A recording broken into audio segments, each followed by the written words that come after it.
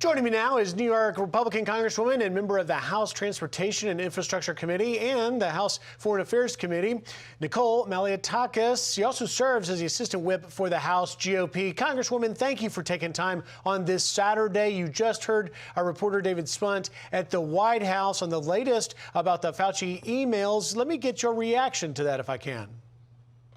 Well, as I was going through some of the reporting on this issue, you may have noticed that the actual parts that talk about the connection to the Wuhan lab have been redacted. So first and foremost, I think we need to know what was in that redacted email that the Fauci sent as it relates to Wuhan. Now he seems to be changing his tune, and now certainly is also calling for a formal investigation. And I do believe, look, we need to have access to the lab records. We need to know what those individuals who did get sick in the fall of 2019, who were scientists at the lab, we need to know more about that because they did display the symptoms of COVID. And this is something that Representative Scalise, Representative Jim Jordan, and I have been advocating for, a formal investigation as members of the subcommittee on coronavirus. It is shocking that the Democrats have not yet brought forth a panel to actually have a real discussion about this. And the other thing is,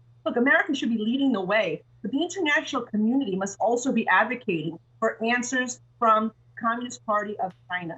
That in itself, the fact that, 4 million people died, 600,000 in the United States, a global community should be demanding answers, and we should be holding funding from the World Health Organization unless they're going to get serious about transparency and holding the Chinese Communist Party accountable.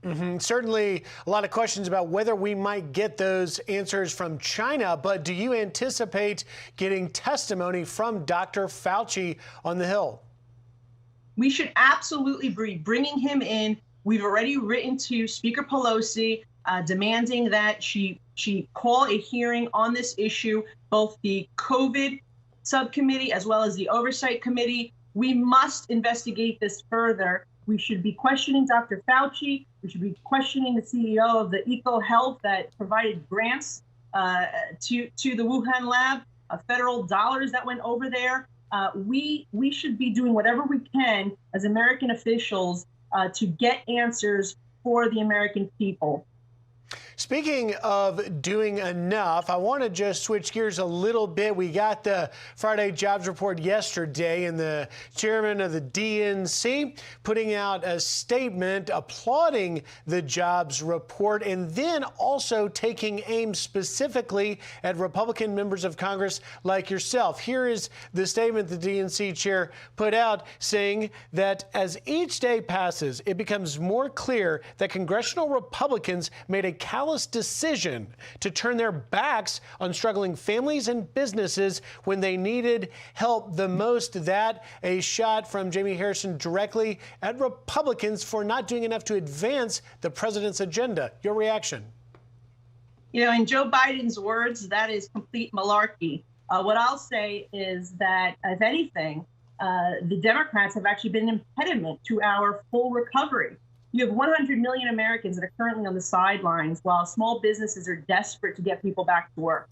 And the reason that is because they've decided to give individuals more money to stay home than to actually report back to their workplace. That is completely irresponsible. And quite frankly, once those mandates, those arbitrary restrictions like governors like mine, Governor Cuomo, had put in place were lifted, we knew that those jobs were going to come back. So to try to take credit for that, for flicking on a light switch, is really, really disingenuous. Of course, we always wanted to provide aid and support to our small businesses and those who were suffering, but that was not what this recovery package just did. They put in all sorts of additional spending that is going to hurt our nation and is already hurting us when you look at the lack of labor available because people are getting paid more to stay home. When you look at the amount of products that are less available on the market because of that labor shortage, the supply chain interrupted, and the cost of goods are going up, inflation, food, gas, everything is going up, and it's a result of those policies put in place by the Democrats.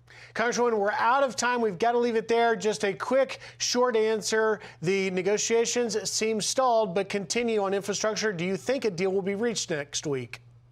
I'm hopeful. There's still talks going. Our House Committee on Transportation will be taking up a bill on Wednesday, but it seems as long as we focus on real infrastructure, we can have a deal. Absolutely. All right, Congresswoman Nicole Malliotakis, thank you for taking time on this Saturday. Thank you.